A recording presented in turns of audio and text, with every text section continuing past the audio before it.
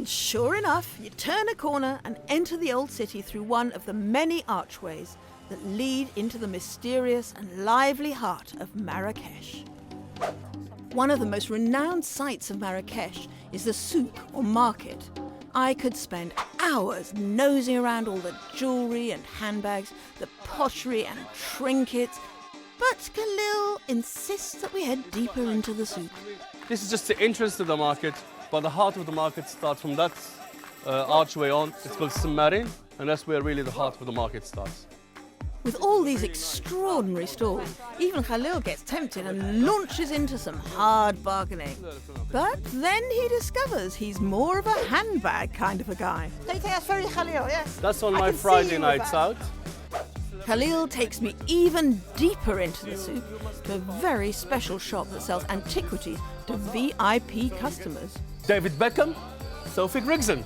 La Porte d'Or is one of the oldest antique shops in the Medina, packed with the most beautiful furniture, rugs, jewellery and pottery. So much so that Posh and Beck, Sigourney Weaver, Mel Gibson, Tom and Nicole, Sir Paul McCartney and, have all been lured here to examine the wares. This is all great, but what I'm really curious about is the subterranean cooking that Khalil has been promising to show me. Assalamu alaikum al-Ma'allum. This is what I was telling you about. Couldn't get more rustic than this. So what happens in here? A real traditional method of roasting lamb, a very, very slow roast. And it's basically, it's an underground oven, as it were. So it's replicating the way it used to be dug up in the ground with coal around it, and you stick the lamb inside it, and it really cooks beautifully. Oh, and it's sitting there on the heat. So that's been sitting there cooking, so we can have... Well, I mean, that's something that's left over from a whole lamb that was cooked before, and that's the only piece that is left. They've cooked 6 lambs today. And they're not busy. This particular oven can hold up to 30. Yeah. Butter. That is just incredible. It's really melting and very, very tender and warm, and it's really good. Well, that's far too much for us. And besides, Khalil wants me to try a traditional Moroccan breakfast, including khlia, sun-dried spiced beef. I'm shielding you. Well, there you go. We're going to have breakfast now. That's the one with the khlia. Oh, that is fabulous. Really nice, isn't it? It really does taste, it's like the most exotic breakfast. This is the Jewish culture I was telling you about. And it's famous for its stall traders. And that's why I brought you here, just can get some spices if we're going to get cooking.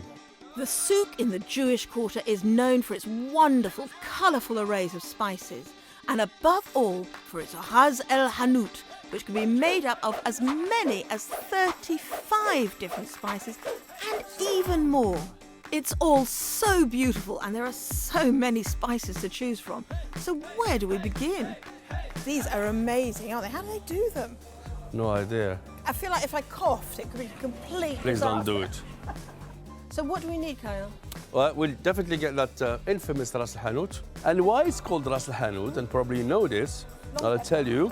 It's Ras means the head, Hanout means the shop, and it's whatever is in the shopkeeper's head that goes into this. Could we ask him to grind Very some much for so. us? تهنى الله يهديك اشتري بعد شوية من هذا.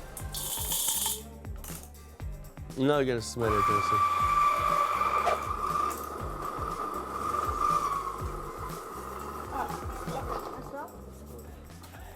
Oh, that is heavenly. That is so wonderful because it's actually quite floral as well. Beautiful. Yeah. So we've got our Ras el Hanout. Yeah.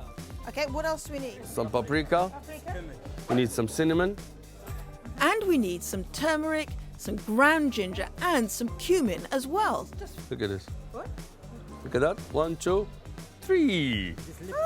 I thought they were little pots for something. Now look, I've got red fingers. And That's and it really, it doesn't come off. You see? Now Have you seen this tell Berber me. lady?